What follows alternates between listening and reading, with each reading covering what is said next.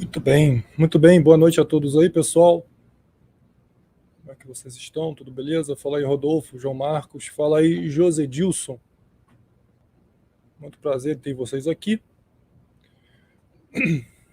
Obrigado pela presença de todos vocês, membros, inscritos, pessoal aí que é patrocinador. Bom. Essa questão aqui eu não estou sabendo não, depois a gente vê isso. Mas enfim. Hoje eu vou trazendo para vocês aqui a história do Aníbal Barca e o pessoal de Cartago. Sim, Aníbal era, né? Aníbal, porque Cartago é onde hoje é a Tunísia, né? Então, praticamente aí o reino, né? O império aí de Cartago é um império, né? Porque expandiu o seu domínio além das suas fronteiras culturais. Então, isso torna um império. Não apenas uma monarquia comum, e sim já um império, né? Tipo o Império Romano, onde a sua cultura, o seu domínio, né, atinge outras culturas, outros territórios, além daquele tradicional ali da sua nação. Então isso transforma uma monarquia em um império, tá certo? Então nós vamos falar hoje sobre Aníbal e Cartago. Cartago, uma das grandes potências do mundo antigo, né, rivalizava com a própria Roma, e nós vamos contar um pouco sobre isso aí. Sabe que dois bicudos não se beijam, né? É assim que fala, dois bicudos não se beijam. Acho que é isso. Então, houve, mais cedo ou mais tarde, iria acontecer realmente um conflito entre essas duas potências. Se comparar com os dias atuais, botamos aí Roma como Estados Unidos e Cartago aí como Rússia, né, ou como China. Mais para a cara de Rússia, né? Então, mais cedo ou mais tarde ia ter uma guerra fria, só que na época não tinha essas politicagens, né, de guerra fria, era o vamos ver mesmo, né? Era um negócio à vera mesmo. Então essas duas grandes potências se colidiram. Né? Se colidiram. Vamos contar um pouquinho aqui da história de Cartago e de Aníbal. Esse é o nosso querido Aníbal Barca, né? Ele que participou aí das guerras chamadas de guerras púnicas. Pessoal, volta aqui para mim, por favor. Vamos dar uns recados aqui primeiro. Ó, aqui embaixo tem um link do meu outro vídeo que eu comecei a fazer essa série dos maiores inimigos de Roma, falando de Espartacus, né? Então, se você ainda não viu, veja, tá aqui o link aqui embaixo, né? E você que está aqui agora ao vivo, quem estiver assistindo gravado já vai estar no card, vai estar na tela final, aquela coisa mais arrumadinha, né? Mas para vocês aí, já está aqui o link na descrição, tá? Os maiores inimigos de Roma, Espartacus, que aí o Espartacus fez a terceira guerra servil, não civil, tá? Terceira guerra servil. Essa de hoje é as guerras púnicas, e vocês vão entender tudinho aqui de forma bem resumida, com linguagem atual até mesmo, né? Aquela coisa simples, mastigada que eu passo para vocês e o mais sucinto possível. Então, vamos lá. Esse aí é o Aníbal Barca, como ele é figurado de bustos do passado, né? Enfim, ele é configurado mais ou menos assim, essa ilustração de tempos contemporâneos. Ele se tornou um general líder do povo cartaginense. Essa é a incrível Cartago, como era na época, uma cidade avançadíssima ao nível ali de Roma, né? Como a gente já dizia. Vocês sabem que Cartago é hoje a Tunísia, um país africano. Então, esse país que hoje é a Tunísia, Cartago, é a cidade-estado, tá? Tipo era Esparta, né? Atenas, é tipo o modelo grego. Eram cidades, porém independentes, pertencentes aos fenícios, tá certo? O pessoal de Cartago era descendente dos fenícios diretamente, inclusive os próprios fenícios lá da Mesopotâmia, eles fundaram essa cidade aí, foi uma princesa deles que saiu refugiada, né, fugindo lá do grande tirano. Aí ela fundou, né, essa cidade aí. Uma princesa fenícia fundou essa cidade, segundo a lenda. Não há muito registro histórico sobre isso, mas tem uma lenda por trás disso que deve ter o seu fundamento verdadeiro, né? Só que isso é fato, né? Essa cidade de Cartago, ela foi fundada pelos fenícios, então o povo que ali vivia tinha muito sangue também fenício, né? O povo lá da Mesopotâmia, lembra? Babilônicos, fenícios, sumérios, etc, né? Então, já tem um lastro de grandes navegadores, né? Porque os fenícios eram grandes navegadores, então eles levaram essa arte para Cartago. E com isso, obviamente que a infraestrutura militar ali, principalmente da sua marinha, era fantástica, né, da cidade de Cartago. Então, tenha em mente isso. É uma cidade chamada Cartago, independente da Fenícia. Só que tinha ali o povo fenício, é uma cidade fundada pelo povo fenício, tá certo? E aí começa a história da Primeira Guerra Púnica. Meu amigo, Primeira Guerra Púnica. Só que tem em mente também o seguinte, essa cidade aí foi fundada pelos fenícios lá por volta do ano 800 a.C., tá? Por volta do ano 800 a.C. O termo original que os fenícios davam era Quar-Adash, que acabou virando Cartago, enfim. Mas quando os fenícios fundaram, era o nome Car-Warash, tá certo? Você vê, a Cartago, quando formou seu grande império através de Aníbal, mas muito antes através do seu pai, porque a história do Aníbal começa com seu pai, tá? Vou chegar nessa história do pai do Aníbal aí. Você vê, Cartago chegou a tomar várias colônias na Europa, inclusive ali na Espanha, né? E o norte africano ali.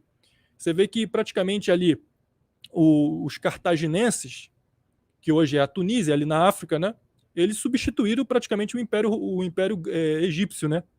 O pessoal do antigo Egito ali, que era o grande outro império ali da África, né?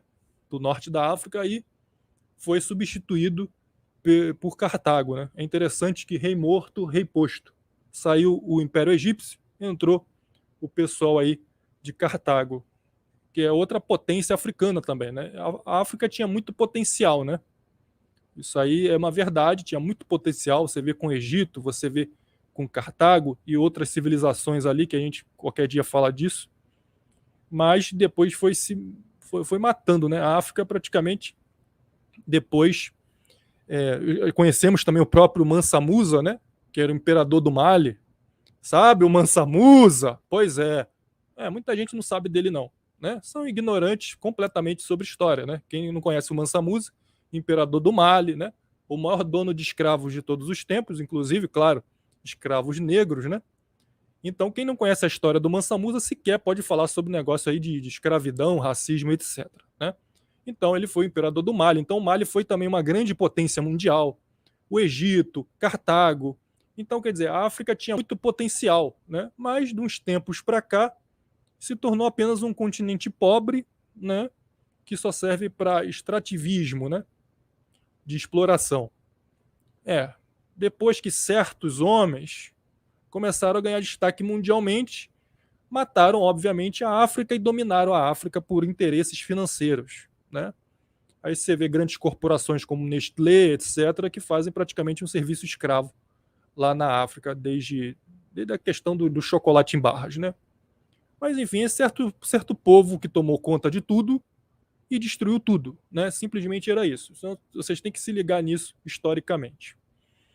Então, vocês veem, Cartago chegou até a colonizar a Espanha. Claro que tinha batalhas contra as tribos ibéricas, né?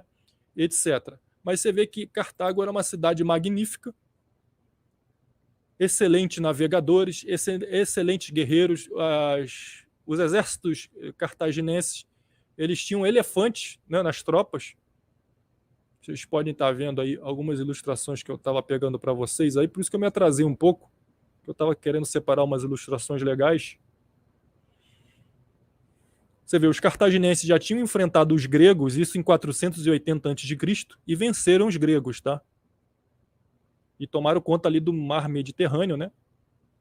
Então isso foi importantíssimo para Cartago, né? Essa derrota contra os gregos enche e insufla na população um grande senso de nacionalismo, né? Claro que esse termo ainda não tinha sido cunhado exatamente, né? Mas o sentimento é o mesmo, por mais que as palavras tenham mudado, né? Então, insufla na população e nos seus generais um grande teor de nacionalismo, de expansão do império. Com a derrota dos gregos, aí o que acontece? Aí começa o calcanhar de Aquiles do povo de Cartago. Isso desperta a atenção de Roma. Como assim? Esses africanos derrotaram os gregos? Vamos analisar de perto, né? Mantém os amigos perto e os inimigos mais perto ainda. Aí Roma começa a enviar comitivas para ver como é que era aquele povo, como eram os seus costumes. e observaram que era um povo avançado, de costumes avançados, tanto que Roma não chamava os cartaginenses de bárbaros. Olha isso. Todo mundo que não era grego e romano era chamado de bárbaro, tanto por gregos como por romanos, tá? Mas os cartaginenses não eram chamados de bárbaros. Os romanos tinham como uma potência equivalente. E culturalmente também, não só em questão de armas e exército, culturalmente também muito avançada. Tanto é que eles não chamavam os cartaginenses de bárbaros. Olha só que interessante. Chamava os vikings de bárbaros, chamava os hispânicos de bárbaros, os lusitanos. Todo mundo era bárbaro. Todo mundo, menos os gregos, os próprios romanos, é claro, e os cartaginenses. Então era uma potência cultural ao nível de Grécia e Roma, para vocês verem como isso os próprios romanos tratavam assim, tá? É complicado. Aí começou a vir disputas nas questões de rotas comerciais, principalmente ali ligando a Sicília, né, e o mar Mediterrâneo. Aí, sabe como é que é? Vaidade de um lado, vaidade do outro. Um reconhecia o outro como grande potência.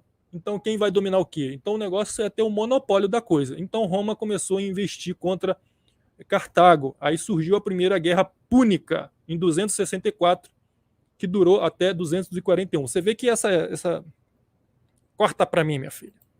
Vocês veem que essas datações antes de Cristo, elas vêm decrescendo, né? O número vem decrescente, porque vem se aproximando da nossa era, da onde a gente está hoje, depois de Cristo, né? Ou depois da Era Comum.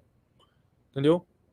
Então, Era Comum, melhor dizendo. Antes da Era Comum e Era Comum. O que a gente está vivendo é Era Comum, né? Nossa geração. Então, essas datações antes de Cristo, vocês podem ver que, conforme vai chegando mais próximo da nossa era, de nós aqui agora, os números vão descendo, até ficar o ano zero, né? Ano zero, até aí começa lá, ano 1 depois de Cristo, que aí entra Júlio César nessa história aqui também, que eu vou contar, né? Mas vamos lá. Aí o que acontece? Os gregos desperta a ira de Roma e tal, guerras ali, disputas de rota comercial, bababá, bebê. Aí 264 surge a primeira guerra púnica, que são essas guerras de Roma versus Cartago, né? E foi de 264 a 241 a.C. Né? Púnico porque, por exemplo, os romanos conheciam os fenícios por esse nome. Por quê? Porque os fenícios eles eram conhecidos por tecer tecido, a tecelagem na cor roxa, né? Que na época não era para qualquer um, a cor roxa. Então era comum isso aqui. Depois os romanos até começaram a usar o roxo, né? Inclusive os pretorianos, a farda deles era um tecido roxo, né? Mais ou menos dessa cor aqui, mais ou menos, tá? Então os fenícios eram conhecidos por isso, por confeccionarem um roxo. Então no latim, né? As palavras são parecidas com púnicos, né? Então por isso que eles chamavam os fenícios de púnicos. E eles sabiam que os cartaginenses eram descendentes diretos dos fenícios.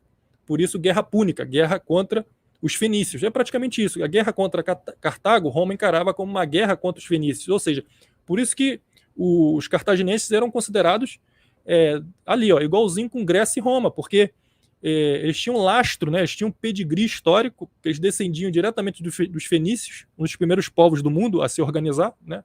Uma das primeiras sociedades complexas a se organizar. E tinha um poder militar, poder econômico, muito poder econômico que tinha Cartago. Então, Roma não chamava os cartaginenses de bárbaros, chamava de cartaginenses, assim como se chamava os gregos de gregos. Todo o resto do mundo, tirando essas 3 nações, eram bárbaros. Todo o resto do mundo, entendeu? Aí vem. Isso aí é só para ilustrar o que eu estou falando, tá? Para ficar uma coisa mais didática, mais legal. Os cartaginenses usavam muito elefantes, né? Nos conflitos. Os caras vinham com cavalo, pensando que estavam por cima, né? Porque um cara a cavalo vale como 10 homens a pé, né? Na batalha. Os caras vinham com elefante, mano. Você imagina, vale por 30, né? E os caras lá de cima com arcos, ó, com flechas, com lanças. Então eles eram grandes guerreiros, né? Botavam realmente temor na linha de frente aí. Era infantaria, né? Do exército cartaginense. Fora que a marinha deles era excelente, inclusive melhor que a romana. Mas vamos chegar nessa parte aí. É muito interessante isso aí. Você vê que começa ali as batalhas navais, né? E o pessoal lá de Cartago começa a vencer.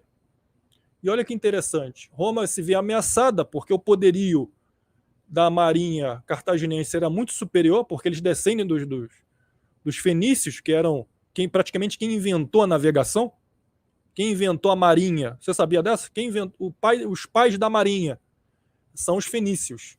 É mais uma coisa aí pioneira daqueles povos lá. Então, os caras eram descendentes direto, né? É como se você, numa luta livre, você descendesse do próprio Hércules. Era um pedigree fantástico. Roma foi para a guerra marítima, tomou pau nas primeiras batalhas, mas perdeu feio mesmo. Mas só que acontece que o destino falou mais alto a favor de Roma. Um navio cartaginês naufragou perto de uma costa de um território que é romano. Os romanos pegaram esse navio e começaram a estudar esse navio, como era. E começaram a fabricar navios romanos igualzinho os navios cartaginenses. Igualzinho. Ou seja, aí Roma começa a equilibrar, nessa cópia que Roma fez, começa a equilibrar as batalhas navais. E você sabe, as batalhas terrestres. Era complicado enfrentar as legiões romanas. Quando Roma realmente decidia que o negócio era sério, enviava uma legião de milhares e milhares de soldados. Legiões poderiam ter somadas aí, por exemplo, a nona e a segunda legião. Se elas se juntarem, dava por volta de 300 mil soldados, só essas duas legiões. Então era muito complicado, pessoal. Tá? Eles copiaram os navios, igualou as batalhas navais. Em terra, a legião romana, quando leva a sério, sobrepujava o exército cartaginês, mesmo com seus elefantes, né? Aí Roma realmente fica decisiva nessa questão aí. Aí Roma vence a primeira Guerra Púnica. Olha só que interessante. Essa é apenas a primeira, teve 3. Teve 3 guerras púnicas. Olha só que interessante, pessoal. Cartago assina. Isso é mais uma ilustração aí, tá? Eu só fico meio triste que as pessoas não se interessam muito por aprender história, sabe? Essa live aqui era para ter mais 200 pessoas já. Infelizmente, se você não conhecer a história, você não sabe a raiz, não sabe como as coisas que você segue hoje começaram. E com isso, você não consegue, né, se libertar dos problemas, se libertar da enganação. Se você não conhece história, você nunca vai se libertar do engano. Em todos os sentidos, sabe, pessoal? Todos os sentidos. Infelizmente, o povo realmente não quer saber. Deve ter jogo agora, né? Deve ser isso. Mas é para quem quer aprender. E você tem que saber uma coisa também. Um fator histórico liga ao outro, que liga ao outro, que liga ao outro, até chegar na nossa geração aquilo que a gente vive. Entende? Infelizmente é assim. Infelizmente é assim. E olha só, que coisa interessante. Cartago ela perde a primeira Guerra Púnica, tá, para Roma, e com isso Roma obriga Cartago a assinar um tratado de paz. Um tratado de paz humilhante. Corta para mim. Um tratado de paz humilhante que Roma impõe a Cartago. E olha só como é que é importante. Infelizmente, isso é conteúdo para poucos, que você vai absorver aqui hoje, nessa noite. Esse tratado de paz que Roma fez com Cartago, humilhante, foi o que inspirou o Tratado de Versalhes ao fim da Primeira Guerra Mundial, que impuseram à Alemanha. Você sabia disso? Quem sabia disso? Esse tratado de paz que Roma fez com Cartago foi o que inspirou o Tratado de Versalhes, que impuseram à Alemanha. Isso ao final da Primeira Guerra Mundial. Quem sabia disso aí? Então é para poucos, hein? É para poucos. Você que está pegando e está assistindo esse vídeo, tá? Que às vezes o pessoal só quer ver sangue, né? Mais do que aqueles povos do passado. Quer ver sangue assim. Se eu trago alguém aqui para debater comigo, ou um vídeo resposta a um canal, tava cheio de gente assistindo a live, né? Mas para você estar bem preparado para o embate, você tem que ter o conhecimento. Como é que você tem o conhecimento? Você também tem que consumir conteúdos de conhecimento. Senão, na hora do embate, de debate, você não consegue. entendeu? Por isso que a maioria corre de debates, porque não tem o conhecimento, né? Não tem a estrutura de conhecimento. Aí você vê, Cartago assina um tratado humilhante, que foi o mesmo tratado que desenvolveram para a Alemanha lá no Tratado de Versalhes, ao final da Primeira Guerra Mundial. Só para você ter noção, né? Ou seja, a Segunda Guerra Mundial, que já até falamos disso, né? Quem iniciou foi França e Inglaterra, mas todos os trâmites ali feitos pela Alemanha estavam corretíssimos, tanto do ponto de vista histórico, como do ponto de vista ético, como do ponto de vista militar, como do ponto de vista social, como do ponto de vista econômico. A Alemanha na Segunda Guerra estava corretíssima. Prazer, Vinícius César. Se inscreve aí no CVC, que você vai ter muito conteúdo histórico, mas sempre com a Red Pill, né? E Black Pill também. Vamos lá. E com isso, o ódio contra Roma cada vez crescia mais, até surgir um general chamado Amílcar Barca. O Amílcar Barca, esse grande general, liderava várias tropas. O Amílcar é pai do Aníbal. Aí começa a se construir toda a história mais famosa desse povo, tá? Amílcar Barca, o grande general, né? Inclusive, ele retoma as conquistas cartaginenses, rasga o Tratado de Versalhes, rasga o Tratado de Paz dos romanos, invade os territórios onde Roma diz: aqui vocês não pisam, senão a gente declara guerra a vocês. Ele falou: vou pisar, entendeu? Volta às guerras lá na Ibéria, né? Ali na Espanha, onde hoje é a Espanha, né? Inclusive, o Amílcar Barca, o pai do Aníbal, ele que fundou a cidade de Barcelona, na Espanha. Quem sabia disso aí é só quem está acompanhando o Vinícius César. Você que está vendo futebol agora, você que está vendo canais toscos por aí, né? É só o nós contra eles. Você não vai ter esse conhecimento assim. Entendeu? Um curso de história aí, pessoal, tá carinho, tá? Tá bem caro. Já deu like aí, pelo menos? Pelo menos isso. Vai ter uma contrapartida, né, pessoal? Uma mão lava a outra, né? Vai você pagar um curso de história particular aí. Até você chegar nessas aulas aqui, ó, vai ter que pagar vários meses, hein? Mole não, hein? E quem tá cursando aí, ó, assistindo meus vídeos, tira 10 na prova, hein? Se cair essas matérias aqui, tira 10 na prova. Então, olha só a importância do nosso canal para o seu conhecimento. Então, deixa o like aí, se inscreve no canal. Você que já é inscrito, chama mais uma pessoa, divulga nos seus grupos, beleza? Aí o Amílcar Barca entra em cena, começa a tomar tudo, volta com as guerras com as tribos ibéricas. Inclusive, ele inaugura a cidade de Barcelona, que vem de Barca, né? Essa cidade de Barcelona, lá que tem um time Barcelona, aquela cidade catalã, foi fundada pelo Amílcar Barca, pai do Aníbal, por isso o nome Barcelona, que vem de Barca. Tá? Quem sabia dessa daí? Aposto que você não sabia dessa. Então, porra, olha só que fantástico o nosso canal aí para trazer curiosidades interessantes para você.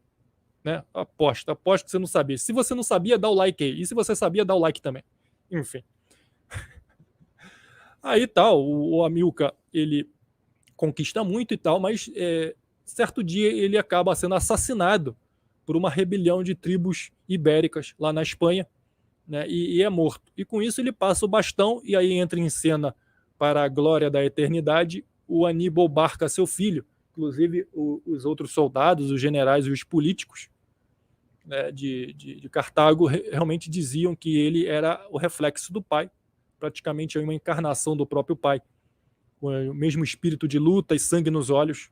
O Aníbal Barca assume a cena e toma o lugar do seu pai, né, que foi morto aí pelos rebeldes de tribos ibéricas, né, lá na Espanha.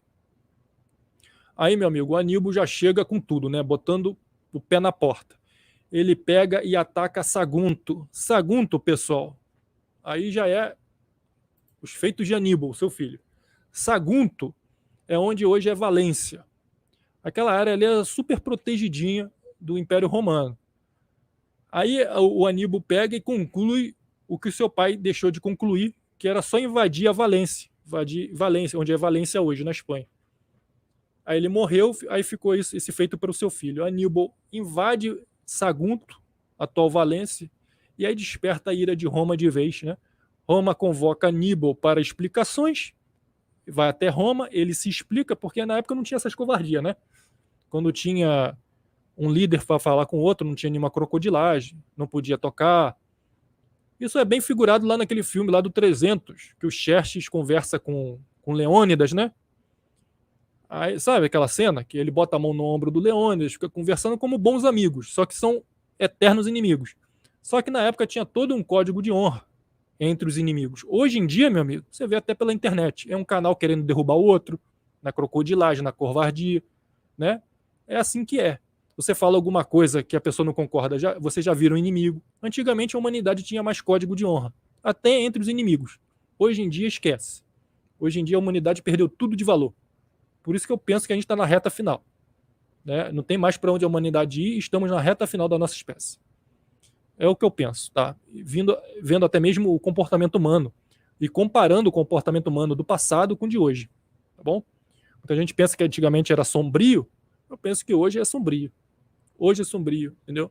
Hoje é que é. Antigamente era tudo às claras, se resolvia as coisas assim, matava ou morria e pronto. Era muito mais honra isso do que a gente vê hoje, né? Homens acovardados. Infelizmente é isso. Isso que o povo cartaginense decidiu, que eu vou te contar aqui, jamais o povo brasileiro vai decidir. E que deveria decidir. Quer ver? Aníbal vai ao encontro. Aí, Roma não tinha imperadores ainda, tá, pessoal? Roma, essa época aí, Roma era república. Igual na Terceira Guerra Servil do primeiro episódio que a gente contou dos Espartacos, os maiores inimigos de Roma. Roma ali era república, aqui mais ainda que esse período dos conflitos com os cartaginenses foi antes do conflito com os Espartacos, tá certo? Isso aqui foi antes. Aí o Aníbal vai lá em Roma, tem uma audiência com os senadores e os senadores interrogam Aníbal. Vocês querem paz ou querem guerra? Aníbal, representando o povo cartaginense, diz: queremos guerra. Aí os romanos pegaram e mataram ele ali mesmo. Não, deixaram ele ir e para matar ou morrer no campo de batalha. Não tinha nenhum tipo de covardia desse tipo na época. Hoje você vê esse tipo de covardia, né? Pois é, mas antes, naquela época, só se matava no campo de batalha. Antes não. Então, tinha todo um código de honra por trás. Hoje, isso aí sumiu hoje em dia, né? Aí inicia-se a Segunda Guerra Púnica. Essa já é a segunda, de 218 a 201 antes de Cristo. 218 a 201 antes de Cristo. Você vê que o Aníbal era um dos maiores estrategistas do mundo, né? Você vê, ele estudou com gregos táticas do Alexandre o Grande, ele estudava as táticas do Alexandre o Grande. Olha só como é que ele é. Ele tinha aulas com um general espartano, ele tinha aulas dos feitos e táticas do Alexandre o Grande, então ele reuniu muito conhecimento sobre isso. Por isso que ele se tornou um grande estrategista, né? Isso aí eu já falo do Aníbal Barca. Você vê que ele foi um dos maiores estrategistas de todos os tempos, né? Tanto é que os gauleses o seguiram, né? Quando ele foi tentar invadir Roma, invadindo ali a Península Itálica, né? Que a gente conhece hoje como Itália, que antes a nação era Roma, né? Hoje que a nação é Itália e Roma é só uma cidade. Mas enfim, aí ele invade a Itália passando pelos Alpes, né? Mas antes ele tem que passar pela Gália, onde hoje é a França. Os gauleses se uniram a ele na batalha contra Roma, porque a Gália também sofria muito com Roma, né? Era uma rivalidade ali, colônia de Roma, né? Uma província romana, depois, né? Principalmente ali com Júlio César. Falei isso no vídeo do Júlio César, né? Quando eu falo do Júlio César. As invasões à Gália ali, que ele tomou ali a Gália. Mas até então a Gália ainda era independente. Porque isso aqui é um tempo antes da invasão do Júlio César à Gália, entendeu? Aí você vê. Era um cara formidável, um dos maiores estrategistas de todos os tempos. Os gauleses se juntaram ao exército dele para invadir Roma. Aí o que acontece? Aníbal, com seus gauleses e seus africanos, né? Porque é onde é hoje a Tunísia, começa a invadir todos os territórios romanos ali de província, né? Com seus elefantes matadores, né? Olha só que curioso. Mas só que aí ele tem que tomar uma decisão muito difícil, pessoal. Aníbal Barca decide invadir a Itália pelos montes, pelos Alpes, né? Alpes gélidos, de neves. Aí que complica. Ele foi ousado ou foi louco? É uma linha tênue que separa loucura de ousadia. Ele tenta invadir, porque de tão impossível que era o feito, Roma nunca se ia se preparar para isso, né? Roma jamais seria preparada para isso. Tanto é que os Espartacos, tempos depois, ele tem uma ideia parecida. Quando o pretor Cláudio Glaber ele encurrala os Espartacos na base do Vesúvio, esse Vesúvio, sabe? O vulcão Vesúvio, que soterrou Pompeia. Então, o Espartacus ele escala, ele sobe por uma trilha com seus rebeldes e o pretor romano ele acha que encurralou ele. Quando eles estiverem com fome e desesperados, eles vão lá e atacam. Só que o Espartacus escalou o Vesúvio, surpreendendo as tropas romanas e assim matando toda a tropa do pretor Cláudio. Então, antes o Aníbal teve uma coisa assim louca. Isso aqui os romanos também nunca vão esperar, então vai estar desguarnecido. Aí ele tenta invadir Roma pelos Alpes da Itália, passando antes pela Gália. E arrasta os gauleses com ele também. Só que, meu amigo, é complicado, porque 26 mil soldados de Aníbal morreram. E aí juntando com os gauleses também, nessa travessia na neve. 26 mil morreram nessa travessia aí. É uma perda gigantesca, mas ele praticamente consegue, né? Você vê, foram 16 anos de conflito, atacando e vencendo boa parte das províncias romanas. Ele teve muitos feitos aí gloriosos. Eu penso assim, por mais que tenha perdido bastante homens. Aníbal começa a fazer um cerco a Roma, e aí que vem a célebre frase, né? Aníbal está em nossos portões, porque Aníbal cerca a cidade romana e ele é avistado com suas tropas ali da entrada de Roma. Por isso que vem essa frase histórica, memorável, Aníbal está em nossos portões, quando ele fez o cerco a Roma, depois de ter perdido 26 mil soldados nos montes, nos Alpes, né? Mas nisso aí Roma foi genial, porque Roma ela destaca legiões para fazer o quê? Confrontar ali Aníbal na hora? Não. Sabe o que as legiões romanas fizeram? Pessoal, enviaram legiões lá para Cartago, para atacar a cidade, porque Aníbal estava com praticamente toda a tropa de homens disponível ali. O que o exército romano fez? Pô, se a gente bater de frente com eles agora, vai ser uma guerra muito sangrenta. Pode ter muitas baixas. Vamos atacar Cartago, porque a cidade deve estar vulnerável, porque está todo mundo aqui, às portas de Roma. Então lá a casa deles está vulnerável. Olha só a sacada também, hein? Genial dos romanos. E foram atacar Cartago. O Aníbal teve que destacar boa parte daqueles soldados que sobreviveram para defender Cartago. E nisso ele dividiu, né? Dividiu as tropas. Aí veio outra legião, atacou Aníbal às portas de Roma, enquanto outra legião combatia os que estavam retornando a Cartago, né? Os cartaginenses que estavam retornando para defender a sua cidade. Então houve duas frentes de batalha. Olha só que interessante. E nisso entra o famoso e conhecido o general romano Cipião o Africano. Cipião o Africano. Já ouviu falar? Pois é, ele é até citado no filme do Gladiador, né? Do Russell Crowe, né? Cipião o Africano, naquela cena que eles fazem ali no anfiteatro, né? Antes das batalhas, eles tentam representar ali, foi até retratado isso no filme do Gladiador, a batalha entre as legiões comandada pelo Cipião Africano, um general romano, com os cartaginenses, né? Eles fazem aquela encenação ali da cena do Gladiador, né? Vocês devem ter lembrado disso.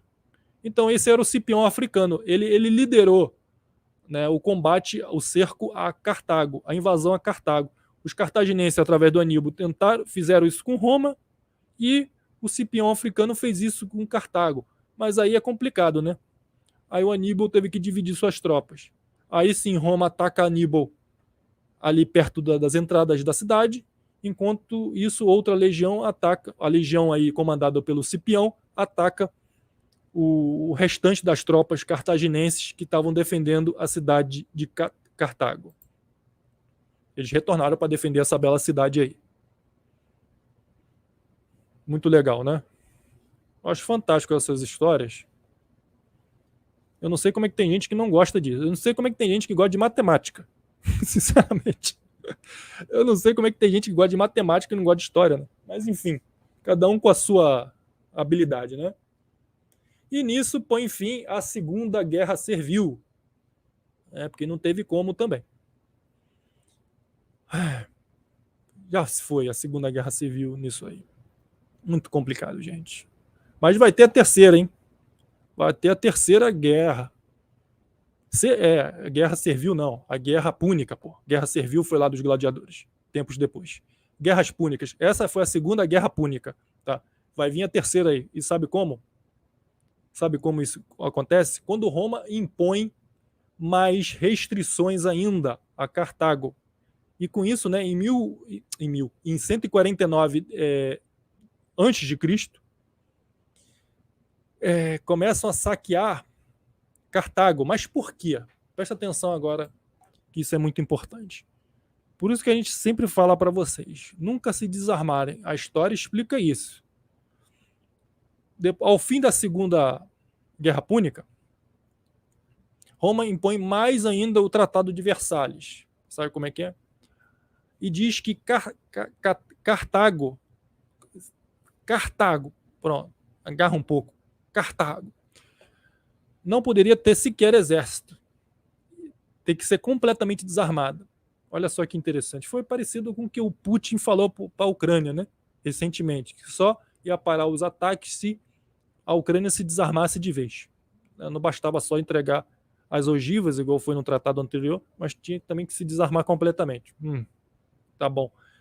Mas Roma impôs isso ao final da Segunda Guerra Púnica para que Cartago não tenha mais exército, nenhum efetivo armado, a população completamente desarmada. Meu amigo. Aí o que acontece? Povos da região ali da África e tudo mais começam a invadir e saquear Cartago. O povo começa a se armar de novo. Ele começa a se armar. E nisso aí, Roma declara novamente a Terceira Guerra Púnica. Porque Roma alega que Cartago não obedeceu ali o tratado de paz, né? Paz para quem? Só para os romanos, né? Como o povo começou a se armar de novo, porque estava sendo saqueado por qualquer tribuzinho da África, invadia Cartago para saquear, estuprar, matar e etc. Né? Aquele negócio, veio para matar, roubar e destruir. Onde é que está escrito isso? Ele veio para matar, roubar e destruir. Onde é que está escrito isso? A Bíblia? Então, isso era um termo muito comum na época, né? Eles vieram para matar, roubar, destruir. Isso são todas as tribos invasoras, né? Exércitos invasores faziam isso. Vêm para roubar, matar e destruir. Entendeu? Isso aí não quer dizer que é o diabo. Nunca foi termo para nenhum espírito isso, tá, pessoal? Historicamente falando, isso nunca foi termo para espírito nenhum. Até porque os judeus não acreditam nessa versão espiritual da coisa, né? Isso só veio com os cristãos, né? A questão sempre da Bíblia ali que se fala Satanás, né, e tal, eram inimigos, né? Eram opositores, caluniadores, Satanás, no original hebraico. É isso, não quer dizer que é um espírito, né? O judeu não acredita nessa versão espiritual, né? A cobra no Éden não era usada pelo diabo, era a própria cobra que falava. A versão usada pelo diabo veio com cristãos. Então, quer dizer, tem essa separação cultural também, mesmo dentro da própria Bíblia, né? Você sabe isso aí. Mas esse termo veio para matar, roubar, destruir, não se refere a diabo nenhum. Isso se refere a... Isso é uma alusão, né? Isso é um comparativo com o que se falava na época. Era muito comum esse termo, né? As legiões estão chegando, vieram para matar, roubar, destruir. Mesma coisa que os romanos pensaram do Aníbal. Aníbal está em nossos portões. Ele vai matar, roubar, destruir. Que era comum, né? O exército invasor sempre fazia isso. Isso não se referia a demônio nenhum, tá? Enfim. Aí recomeça as guerras púnicas. Recomeça.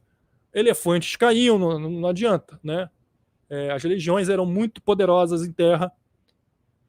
E no mar já tinham equilibrado a parada, porque copiaram os navios cartaginenses, né? Descendentes dos antigos fenícios. Então, em terra praticamente era muito difícil fazer frente às legiões romanas. Nem mesmo com elefantes os cartaginenses conseguiram nada. Essa terceira guerra púnica se deu porque justamente isso. Os cartaginenses estavam cansados de ser saqueados, né? Principalmente pelos numídios, né? Os numídios, uma tribo africanas ali, numídios, invadiam. Depois que Roma fez esse tratado aí, essa tirania contra Cartago, ao final da Segunda Guerra Púnica. Eles ficaram completamente desarmados, atraiu bandido. Por isso que a gente fala, nunca se desarme. Você se desarmando, você atrai bandidos, você facilita. E se cria uma cultura do desarmamento, igual tem no Brasil. Por isso que os bandidos são tão ousados, né? E atacam qualquer coisa, porque eles têm a certeza que o povo está desarmado. Então a história já prova que você jamais pode se desarmar. E o povo volta a se armar com isso. Aprende uma dura lição, é saqueado por qualquer tribuzinha de numídios da África, né? E volta a se armar. Nisso que volta a se armar, Roma ataca de novo, iniciando aí a Terceira Guerra Púnica. Terceira e última, né? Mas antes, olha só, os cartaginenses, eles pediram ajuda a Roma. Ó, vocês botaram esse contrato aqui, a gente está seguindo, mas ó, a gente está sendo saqueado. Vocês têm como ajudar a gente? Roma cagou e andou. Ah, foda-se vocês. Aí falaram, então nós vamos nos armar. Aí começaram a se armar, aí Roma vem e ataca. É complicado, né? O que sofreu esse povo cartaginense. É muito complicado, pessoal. Quando você começa a crescer ali, a desenvolver uma civilização, uma cultura, vem outra e investe contra você assim. É muito complicado isso. É muito difícil, né? Isso aí se inicia a Terceira Guerra Púnica em 149 a.C. Aí durou de 149 a 146, tá? Foi até bem breve essa daí. Mas você vê, é complicado, cara. Né? Parece até uma coisa de inveja. Você tem ali, cria uma parada bem próspera, aí vem Roma e complica tudo de novo.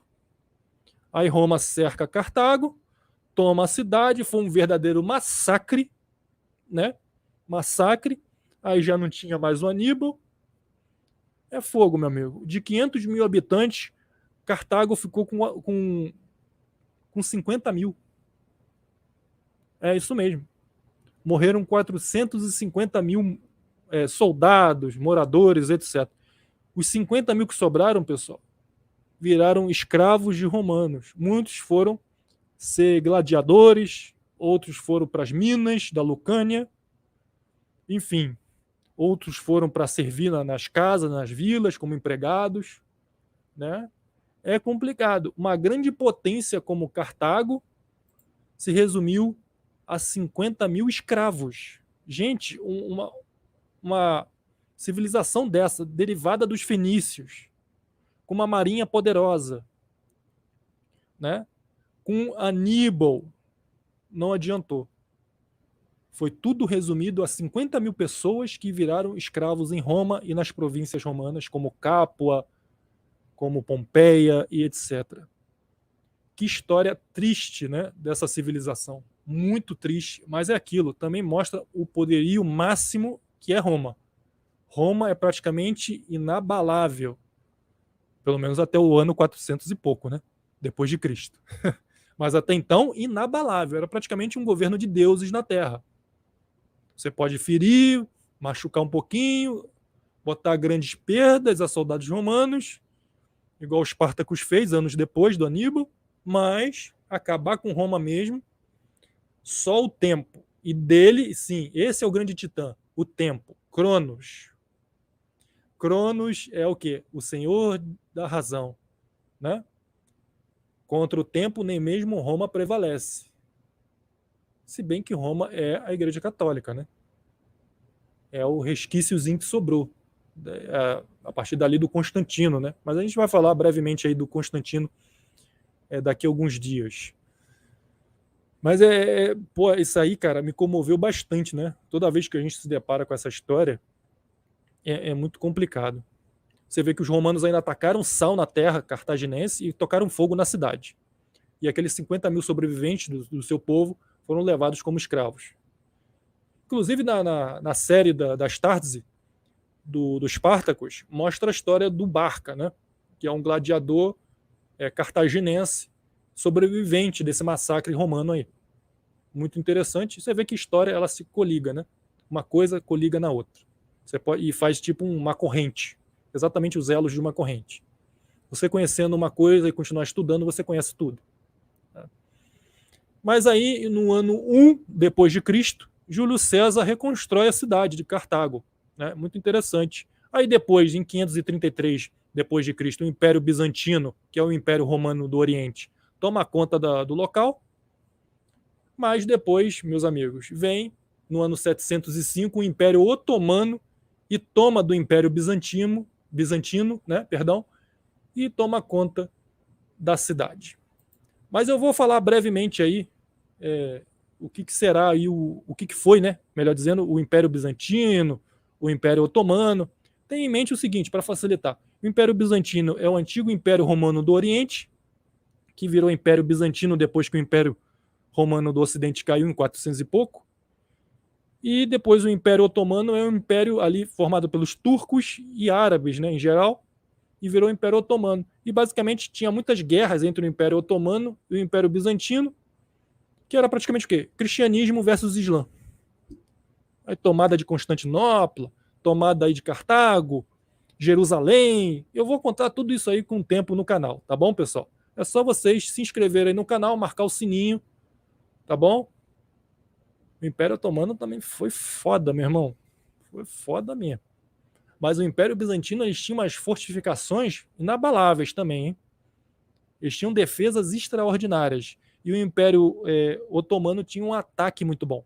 Então, é o confronto do melhor ataque contra a melhor defesa. Quem será que ganhou? Como é que será que foi esses conflitos, hein? Eu vou contar qualquer dia aqui no canal. Só você marcar aí a sinetinha na opção todas. Valeu, pessoal? Essa foi a história de hoje. Se você gostou, deixa o like, incentive o nosso trabalho deixando o seu like, incentive o nosso trabalho se você puder, patrocinando o nosso trabalho, né? Com o QR Code você doa diretamente sem os descontos da plataforma. Na foto de capa do nosso canal tem um QR Code, tá? Que você pode fazer a doação. Você que não pode, deixe o seu like, compartilhe o nosso trabalho, divulgue. Cada um de vocês que são inscritos, traga mais uma pessoa, tá bom? Que gosta desses assuntos que eu abordo aqui no canal. Aí o AF aí tá sabendo, né? Exatamente, são histórias assim que eu faço o máximo para resumir, né? Você vê, quase 50 minutos aí para resumir um negócio. Mas é para te incentivar a pesquisar, entendeu? Você se incentiva e se aprofunda, porque tem muito mais detalhes, tá? É infinito os detalhes.